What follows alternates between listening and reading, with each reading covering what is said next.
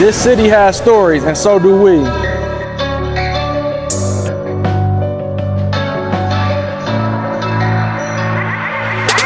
It's not just a podcast, it's a movement. Real stories, real people, real purpose, real purpose. Fill up a seat, get comfortable, let's talk purpose, pain, growth, and everything in between.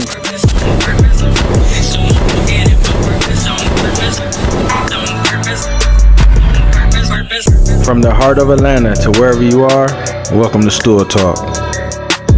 Let's walk it out in purpose together.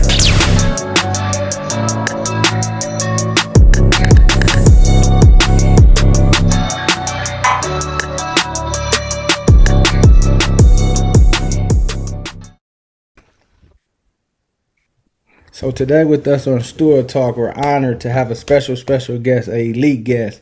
Here on Stool Talk, we walk in our purpose, on purpose, and today's guest is doing that. This person right here, this athlete, we're going to spotlight today. Her journey is so amazing. I'm looking forward for her sharing it because it's a lot of people that look up to her, that follow her. She is one that puts in the hard work on and off the court. Her coaches, past, present, they rave about her and her skills and her ability. Today we have with us the one, the only, Miss Amyah Woodmore. How you doing today? I'm doing good. How about you? I'm doing good. You just wrapped up a junior season. How would you describe the growth in your game? This season it was amazing. I had so much fun. It was a highlight, as I call it. My junior year was a blast. I love my teammates, love my coaches down to the end of the planet. But I think one big thing I learned this season is don't take anything for granted. Yeah. I mean, that's the best thing I can take. I didn't really play my sophomore year. I had a couple injuries that kind of took me out the game. So this year I really put everything I had on the floor, on and off, honestly, because you never know when your time's going to end. Yeah. And what would you say to the younger talent or the younger girls or even younger guys that may be watching about coming back from an injury, still giving it your all, having that confidence, having that faith, and trusting in the work that you put in? Honestly, it starts with the mental aspect. Everyone says the physical is going to be easy. It's always about the mental game. It's going to have days where you're going to feel like you can't do it, you can't push past it. Everyone's going to say you can do it, but you personally feel like you're just scared. Get on the floor, you're nervous. You just have to take it day by day, step by step. Take your time through the process. Don't over rush yourself. Don't sit there and have doubts about it. Just play what you know how to do best. Yeah. And what were some key lessons you took away from this past season that helped you that you're going to carry on to the next season? Just being confident in what you're going to do before you get the ball for any sport. That's the biggest thing. Knowing what you're going to do, being confident in what you're able to do, your abilities, and just being present in the moment. Yeah. What part of your game improved the most this year? This year, I would probably say my leadership skills. Okay. You skills lead vocal or by example? Both, actually. But my leadership skills have definitely been a bigger part of my game since I am an upperclassman. A lot of the younger kids do look up to me, and especially like the recruits and things like that. So, what was your favorite moment or highlight from this season? Was it a standout game? Was it a standout performance? Was it just experience? I think my highlight from this season would be I had my parents come out here and they watched me play for the first time since I was a freshman in college. So that was a pretty big moment for me. My sister came, she made signs and stuff like that. So it was a good feeling. Was you nervous? Did you know where they were at? Did you see I knew where they were at. I wasn't nervous. I was actually super excited because I seen them the night before. Okay. And I was just like, oh my gosh, like this is crazy. I haven't seen me play since freshman year. So it was a good moment. Yeah. What did playing at the college level teach you about preparation and discipline? Honestly, always do things to 100%. You never know who's watching. Sometimes your coaches might say they're not coming to the gym and they're looking through the windows while you're in the working out. So if you're playing around, stuff like that, they can see that. And be time manageable. Yeah. Take your time, use it wisely. That's the biggest thing. Yeah. Did you carry some of your swag when you first went to college, like from Georgia, that your performance, how you was killing it? Did you take that with you, and is that still implemented in you, the grind, the hard work that came from, late nights in the gym, being young, wanting to be at the level that you at now? Yes, I did. It's actually kind of funny because my coaches now would be like, get her, get her now, lock down. And it's kind of funny because my AU coaches will sit there and text me and call me right after the game and be like, hey, I saw you was doing what you was doing back here. And it's fun because and now everyone has to step up to that level that I'm on. So it makes the game 10 times fun when you're out there. Yeah. How long did it take you to resonate like what your high school coaches was telling you and even the AAU coaches, what they implemented, Coach Matika, Coach Williams, what they used to tell you? Did you see it then or now you really seeing what they saying and what they was telling you or trying to, give the team advice? I've seen it then, but I see it better now, especially since with the Queen Elite girls. Now that I went back, I watched a couple of games of them playing, stuff like that. Um, I definitely see it. Sometimes I'm on the sidelines of the games. I'm like, hey, listen, whatever they're telling you, just do it. Just Yeah. do it. It definitely helps. Um, I seen it then, but I see it a lot better now. Yeah, shout out to them too as well. And I be wanting them girls and young ladies to get it because they're getting advice. But the reason that I say it, I'm not just saying this because I'm a homer, but Coach Matika and Coach Williams, the Queen Elite program, like they really love their players and they really, really like want the best for them. And it's no favoritism. It's no, they doing it for the love. They don't even be wanting clout. I'm like, Coach, why you ain't never say this and that? He like, man, it's just this what I do. Like I don't need to say nothing. Same with Coach. Yes. Even like, with some of the players when I'm finding out, I'm so happy. Like Amyah used to play with Queen Lee. She played way back then. All for it. Like I'm more like it's a learning lesson. They be like, yeah, it's but that's the love that they really have, for you guys as well. As you looking into next year, what's your goals that you have set for yourself? I think my biggest goal off the floor would be keeping my grades high, staying high above that 3.5 level. On the floor would be just to be a dog. I mean, next year I'm going for all American, all conference. I need to have something when I leave here to make people remember my name.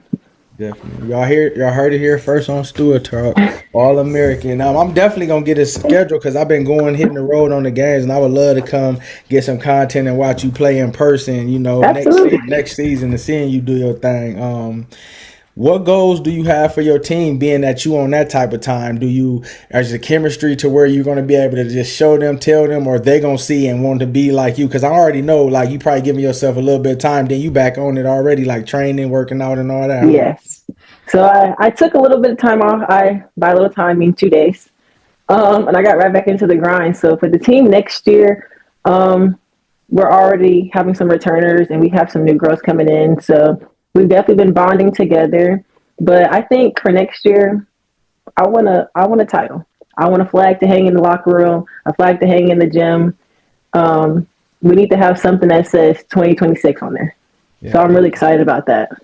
Definitely. And what would you say to help the young athletes knowing how to balance? Because you killing it with a 3.5 or better GPA, you killing it on the court. How do you find balance, and what would you say to them to find balance? Get up early.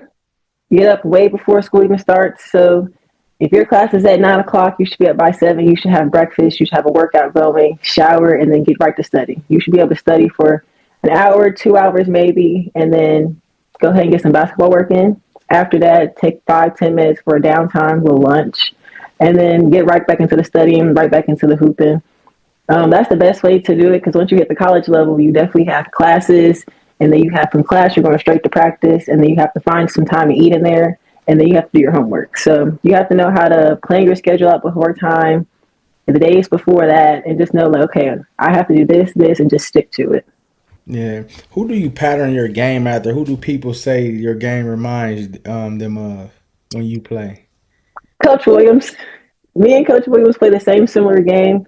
When I used to play at Queen Elite, we used to have one-on-ones like after practice. So it definitely used to get pretty fun. Yeah, definitely. Um, what would be 3 words to describe your game? 3 words. I'll say creative, strong, and just a dog. Yeah.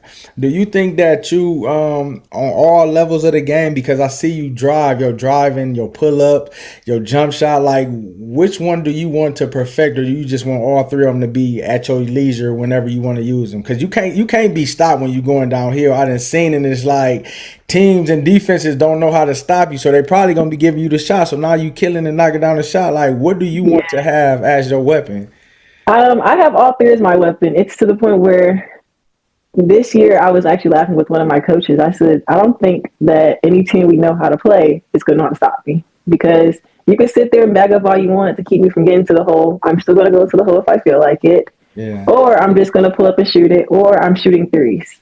So you don't really know how to play me. It's going to get kind of fun. I get creative, and I definitely set screens, and I'll start slipping, and I'll do rebounding, and I'll do putbacks too. So it's really, I like when people try to play me different ways. It makes it fun because then they start switching out all five players on me, and it's Yeah. like, go ahead and get to the bench, find Definitely. someone new. Definitely. And we mentioned before that you were, a part of the original Queen Elite group. What did playing with that program mean to you, and how did it help you be the player that you are today? Playing with the original Queen group, it definitely was. I had to play on a higher team. We definitely played up. I called Coach Williams and I said, Coach, I want to make a team. I want to make a team that's around girls my age. I want to play up. I want to play hard teams. I want to play fast.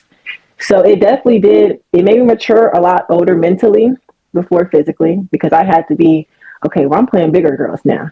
So it makes you have to get in the gym. But it was fun, though. It was tough days. It was hard days, definitely long nights, long trips on the road, but it was fun. Yeah. And looking back at your high school years, you played alongside the Flagey at Sprayberry. I sure did. Yeah. How was that experience, and looking to see what y'all was now and see where both of y'all at killing it? Like, how is that? Do it seem surreal? Did y'all have conversations about y'all both playing college ball? We did. It's actually kind of funny. To this day, my mom still calls me when Flage's on TV. And she's like, "You see Jay on TV? The game's on right now." It's actually kind of cool. Back when I was in high school playing with Flage, I was a freshman and I never really understood the hype. I was like, what's going on? I just got here and I had the first game with her, and the entire gym was completely packed out. And Wow. going from middle school to where you had, 10, 15 fans, and it was typically everyone's parents, to now you have people coming from all over, and it's like, wow. And then we travel on the road. Now it's people following us with the fans. They got the cameras. They want pictures. It was a big deal. It made it fun though. I definitely got out of that phase of like, oh my God, it's a big crowd. Like, hope I don't mess up. To now it's just like, I enjoy it. It was fun for me back then. It was definitely fun.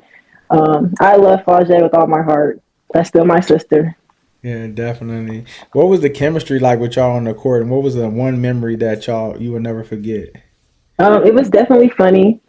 She used to always throw me like real crazy passes and be like, "You can get it, you can get it." She thinks I'm 6 foot. I was like 5'5" back then, so she used to throw me like 6 foot passes. But we definitely had a special bond. We had a trio actually. It was me, her, and our post Anna. So when all Okay. three of us were on the floor at the same time, our coach used to be like, "This is gonna get crazy," because we were doing all types of things, making all types of crazy passes. But I think a memory that I'll never forget was we had a media day and we had homecoming the day before, and they were taking pictures, and all you see in the corner is just me and Flage. We're over there dancing, laughing, like we're just in our own little world, and it was hilarious. Our coach probably still has pictures and videos to this day. I'm Yeah. positive she still laughs about those. Yeah. So it just looks to me as from high school, AAU, and now to college, you've been making your mark and making a name for yourself. When it's all said and done, what do you want people to remember you and to know you as the type of athlete and type of person you are? To remember me by, as an athlete, a dog, someone who's going to go get it no matter what. As a person, I am a very sweet person. It may not like it on the floor, but I'm a very sweet, sweet, sweet person. So just my funny personality, I'm always laughing. I'm always having fun. But as a whole, just someone who's going to go get it. I Yeah. don't like anything handed to me. So if I want it, I'm going to go get it. And that's just how it's going to be. Everyone's going to remember Amyah Woodmore, one way or another. Looking back at it, what first made you fall in love with basketball? Looking back at it now to where you at now, what was that moment that you fell in love with it? I was playing with my older brother. because my older brother played sports too. I think it was just having him out there, and I'm just rebounding and rebounding. And it was just kind of like, I kind of like this. It was kind of fun. I did play other sports before that, but it was more so like, okay, let's do a little dibble dabble over here. But basketball was my true passion. And once I picked up a ball, I was the only girl on the all boys team. So once I picked up a ball for that, I was like, oh, I'm tough. I can get down with this. And it just kind of grew from there. Yeah. What's that you mentioned like how your demeanor is off the court, on the court. What's that favorite hype song, that pregame song that gets you going? When you hear that song, you know it's go time. Uh, my favorite hype song on off the floor. Any Kirk Franklin song is gonna get me hype. I promise you. I play church music before any game, and it's just something about it. It just, as my mom says, it just calms my spirits down, calms down the nerves. So once it's game time, I'm relaxed, I'm cooling. Any Kirk Franklin song is definitely gonna get me hype. Yeah, and what does faith mean to you, and how has that impacted your game, and even believing in yourself and trusting in yourself and what you do? Faith is a big thing for me. I believe that, your parents are always going to support you, your coaches will, but if you don't have faith within yourself, you're not going to be able to go anywhere. You have to sit there and know that you're going to do something because you put your mind to it, you put your soul into it. Faith is a really big thing for me. I had to have faith starting from a very young age when I started playing sports, so it got me really far. Yeah. Who was your favorite player growing up that you watched, whether it was man or female?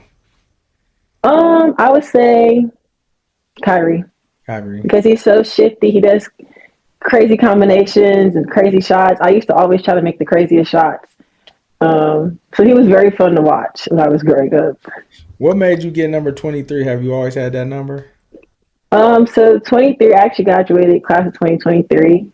And so when I got to college, we were handing out jersey numbers, and my coach called me. She goes, "You're going to be number 23." And I called my mom, and I was like, "Mom, this is so crazy," because I had a Jordan party before I left for college. I graduated class of 2023, and it was just like an all come around moment. But this year, I actually switched my number to number 13. And if you Okay. guys don't know, everyone says Friday the 13th is like the scariest day. So when everyone sees my number 13, teams nowadays are just like, oh my God, like we have to go guard Amyah. So it Yeah. puts a little fear on them. I laugh about that all the time with my dad. And he goes, "Mom, you crazy for changing your number." I said, "Hey, they're going to be fearful of me one way or another." Yeah. Now you got to change it for the merch and stuff like that when people buy your stuff, right? So I've already switched half of my products over. So my NIF now is number 13.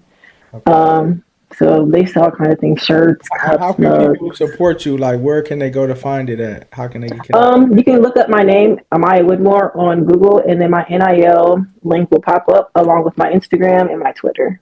Okay. And what school are you at again? McPherson College in Kansas. Okay. Yeah, definitely. Um, Early morning workouts or late night gym sessions, which one serves you the best? Both. I love them both. If I get up early in the morning to go work out, it's more so like conditioning, weightlifting, putting up a couple shots. But then when I go in at night, I'm typically doing like one on ones, two on twos, or I get some of my teammates included. So we'll be like 10 on 10 full court. And then we just put on some cool music and we just get to running. Yeah. What's your favorite shoe that you done hooped in so far? My favorite shoe as of right now, I actually have a pair of LeBrons. They're like kind of purplish. They're super comfortable. They stand out. I don't like any shoe to match my uniforms. I like a pop of color somewhere. So I typically put the pop of color on my feet. So right now I'm hooping in LeBrons. They're absolutely the best. The GOAT. The GOAT. GOAT James. Hooping in them. Yeah. What's your favorite mood or practice? My favorite move of practice. Hmm. That's a tough one. I guess when everyone's in like a silly kind of goofy mood, it makes it kind of fun because then we get up and down on the floor and it's like, oh, you just hit a three on me? Oh no. So we're going back down and now you're just doing all kinds of crazy stuff to get a bucket. And coach is like, hey, focus up, focus up. But it So makes how it fun. so how are you when you go into the whole boom, get the contact and one? Is you getting hyped or you just giving the ball to the ref? Oh no, I get hyped. I get hyped. My whole team gets hyped. There's actually pictures that they posted on Twitter like a month and a half ago. And it's like you see me screaming and then it's like my whole bench is just standing up. Everyone, it's great actually. It's so much fun. What's your go to post game meal after a big win? What you trying to eat? I either go to Chipotle or I'm going to Subway. 9 times out of 10, I'm going to hit up some Subway. Definitely. I'm gonna ask you 10 questions before we in. Okay. You either pick one or the other. Mid range jumper or a 3 pointer. Mid range. Lockdown defense or scoring. Lockdown defense. Fast break or half court offense. Fast break. Film study or extra gym reps. Film study. Steph Curry or Kobe Bryant. Kobe. Ja Morant or Kyrie Irving. Ooh, that's a tough one, but I got to stick with Kyrie. Okay. Asia Wilson or Brianna Stewart. Asia. Home games or away games.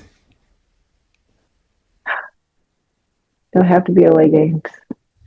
Game winning shot or a game winning stop. A game winning stop. The weight room or conditioning drills. Weight room. Team success or a personal milestone. Team.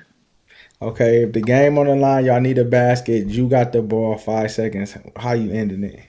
I'm going to get a layup for a foul. I'm going to and one. We're going to hit that free throw.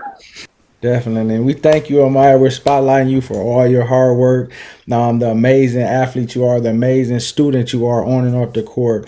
Amyah, you have everything inside you that you need to be great. So kill it this season. Go be the best that you can be.